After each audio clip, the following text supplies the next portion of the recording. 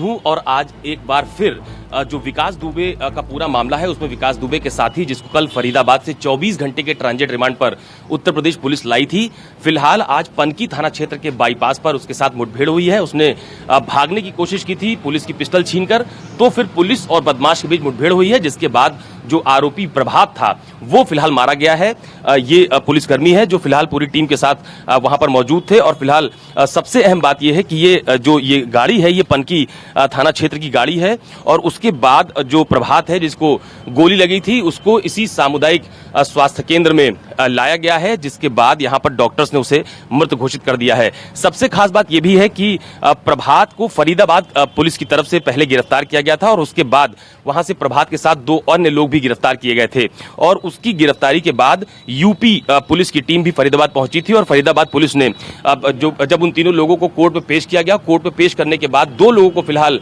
न्यायिक हिरासत में भेजा गया था और जो तीसरे व्यक्ति प्रभात थे उनको फिलहाल ट्रांजिट रिमांड पर लेकर उत्तर प्रदेश पुलिस यहां पर पहुंची थी। और आप ये तस्वीरों में देख पाएंगे कि प्रभात जो है फिलहाल उसको लेकर जो पुलिस की टीम है वो यहां पर पहुंची है। और सबसे खास बात यह भी है कि ये भी विकास दुबे का सबसे खास बताया जा रहा था। इसकी तलाश में भी अलग अलग जगहों पर फिलहाल दबिश दी गई थी और जो फरीदाबाद पुलिस है उसने फिलहाल इसको एक होटल से गिरफ्तार भी किया था और उसके ठीक बाद आप कह सकते हैं कि अलग अलग जगहों पर जो छापेमारी की गई पुलिस की टीम ने और अभी तक इस पूरे घटनाक्रम में कुल 4 लोग फिलहाल मुठभेड़ में मार गिराए गए हैं। जिस दिन ये पूरा घटनाक्रम घटित हुआ था उसके ठीक बाद 2 लोगों को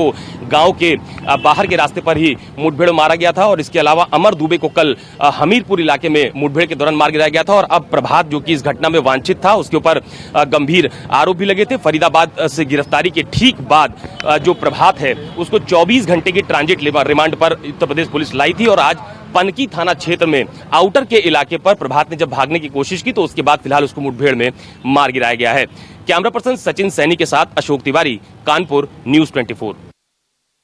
तो ये वही प्रभात मिश्रा है जिसकी कल गिरफ्तारी हुई थी। देखिए तस्वीरों में भी हम आपको दिखा रहे हैं कल गिरफ्तारी के बाद की तस्वीर, विकास दुबे का ये करीबी साथी प्रभात मिश्रा और आज इसका एनकाउंटर कर दिया गया। एनकाउंटर में ये प्रभात मिश्रा मारा गया है जबकि ये पुलिस की गिरफ्त में था। ऐसा नहीं है कि कहीं पहली बार पकड़ा और उसी वक्त मुठभेड़ हुई हो। तो पिछले 24 घंटे से ये पुलिस की गिरफ्त में भी था और पुलिस की गिरफ्त में होते हुए एनकाउंटर किया गया है और तस्वीर हम आपको दिखा नहीं सकते इसलिए ब्लर किया हुआ है। अशोक तिवारी हमारे साथ हैं। अशोक, ये बात समझ में नहीं आई, जब कल गिरफ्तारी हुई थी तो अब मुठभेड़ किस बात की हुई?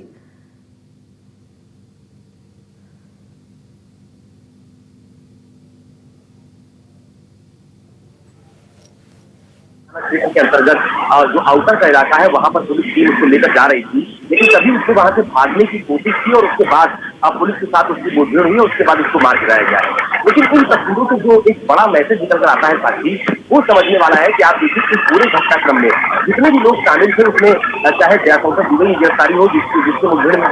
गोली लगी थी जिसके पैर में, या इसके अलावा अमर दुबे की बात की जिसको हमीरपुर में हेलीकॉप्टर में मार गिराया गया, तो आप देखिए कि जितने लोग भी इस पूरी घटना में शामिल थे बारी बारी पुलिस उनकी अरेस्टिंग कर रही है, पूछताछ कर रही है और इस तरह का घटनाक्रम घटित करने वालों पर कड़ी कार्रवाई भी देखने को मिल रही है। संकेत साफ है कि विकास दुबे की गिरफ्त में तलाश में जहां जहां पर भी छापेमारी की जा रही है, जहां जहां पर भी तलाश की जा रही है, ये तस्वीरें विकास के लिए बहुत बड़ा संदेश देने वाली है कि उसका हस्त भी कुछ ऐसा ही होने वाला है अगर जल्द से जल्द वो पुलिस की गिरफ्त में नहीं आता है। तो ये एक आप कह सकते हैं कि अब तक की बड़ी कार्रवाई है पूरे घटनाक्रम में। अब तक आप देखिए कि अमर दुबे को मुठभेड़ मार गिराया गया, इसके अलावा जो जयशंकर दुबे थे उनको मुठभेड़ हुई थी, उनको पैर में गोली लगी थी और में एक बदमाश को मुठभेड़ में मार गिराया गया है और आज यहाँ पर भी एक मुठभेड़ में जो प्रभात थे उनको मार गिराया गया है। तो कुल मिलाकर पुलिसिया कार्रवाई बहुत तेज देखने को मिल रही है पूरे घटनाक्रम में। जितने साथी थे जिनके पोस्टर्स में फोटो लगी हुई थी, जिनकी तस्वीरों में हम लोगों ने पोस्टर्स देखे हैं, फोटो देखी है, वो तकरीबन एक एक करके पुलिस की गिरफ्त में आ रहे हैं और उनका हस्त भी तस्वीरों से साफ नजर आ रहा है। बिल्कुल अशोक, हम देख पा रहे हैं और जैसे कि आप बता रहे हैं कि गिरफ्त में था लेकिन ये भागने की कोशिश कर रहा था। लेकिन अशोक, ये भी बात तय है कि भागने की कोशिश कर रहा था क्योंकि ये पुलिस की गिरफ्त में था तो इसके पास तो कोई हथियार नहीं होगा, तो इसे पकड़ा भी जा सकता था। देखिए निश्चित तौर पर ये भी